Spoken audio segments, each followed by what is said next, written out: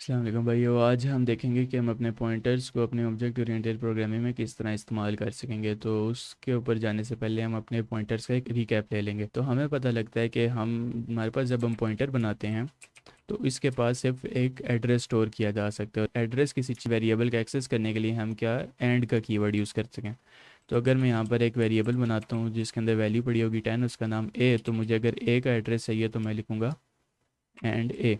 तो इस तरह करके मेरे पास ए का एड्रेस आ जाएगा और वो मेरे पॉइंटर में स्टोर हो जाएगा।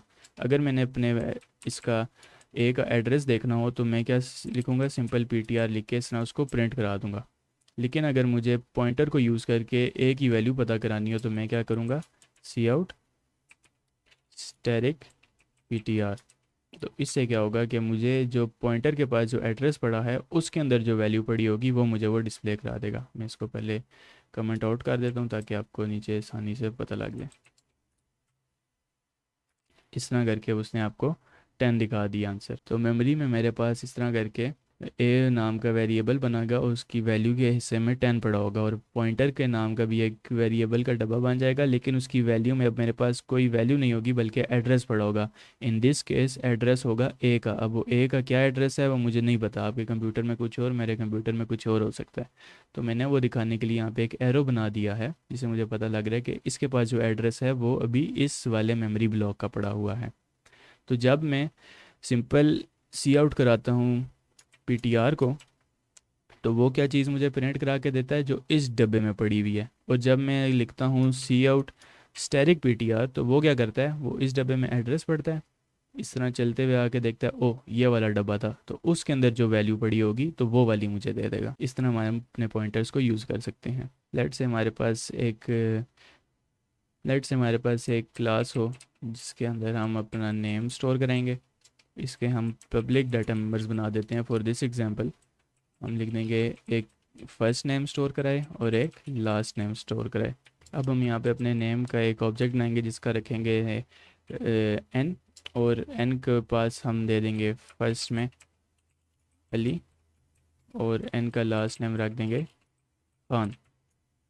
अब हमने अगर ये जो एन है ये हमने किसी पॉइंटर में स्टोर कराना हो तो हम किस तरह करेंगे, हमें नेम का ही एक पॉइंटर बनाना पड़ेगा।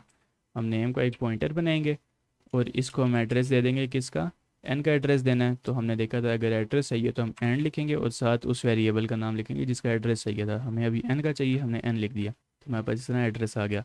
अब मैंने अगर पीटीआर का फर्स्ट एक्सेस करना हो, यानी कि पीटीआर का जो फर्स्ट वाला ये डाटा मेंबर है ये एक्सेस करना हो, तो मैं किस तरह एक्सेस करूँगा, मैं लिखूँगा सी आउट पीटीआर फर्स्ट। तो मुझे वो पीटीआर के अंदर जो फर्स्ट चीज़ पड़ी होगी वो मुझे डिस्प्ले करा देगा। और अगर मैं यहाँ पर लिखता हूँ लास्ट तो मुझे लास्ट वाला जो उसका हिस्सा है वो वाला मुझे डिस्प्ले करा देगा। अब हमारे पास मेमोरी में कुछ इस तरह की चीज़ बन जाएगी। वो एक ऑब्जेक्ट के लिए मेमोरी ब्लॉक लेगा, उसके एक ब्लॉक में फर्स्ट पड़ा होगा और एक ब्लॉक में लास्ट पड़ा होगा। तो हमारे पास अभी एन के फर्स्ट में क्या पड़ा है, अली, और लास्ट में क्या पड़ा है, खान।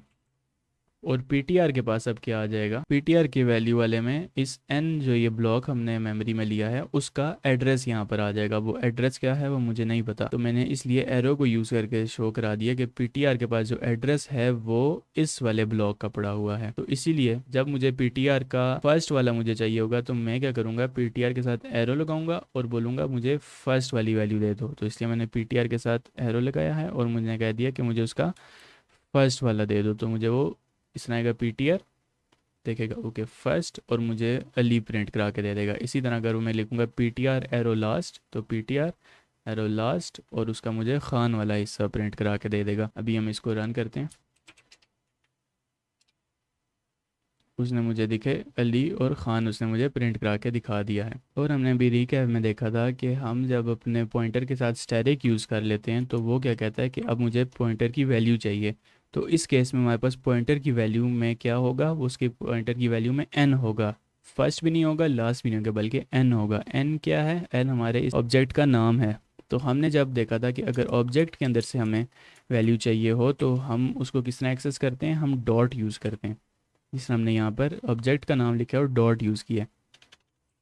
ऑब्जेक्ट का नाम यूज़ किया और उसका डॉट यूज़ कर लिया। तो स्टैटिक ptr का यही मतलब है कि उसके पास जो वैल्यू होगी, वैल्यू क्या है हमारे पास इस वक्त, ऑब्जेक्ट है, ऑब्जेक्ट क्या है हमारे पास n, तो इसलिए हम इसको इस तरह यूज़ कर सकेंगे अपने पॉइंटर को। तो फिर अगर हमें अपनी क्लास के पॉइंटर से अपने डाटा मेंबर्स एक्सेस करने हों रॉ एज इट इज़, यानी कि एड्रेस को यूज़ करके एक्सेस करने होंगे, तो हमें क्या एरो यूज़ करना पड़ेगा। और अगर हमें वैल्यू को यूज़ करके हमें अपने डाटा मेंबर्स इस्तेमाल करने होंगे तो हमें डॉट को इस्तेमाल करना पड़ेगा, इस तरह करके।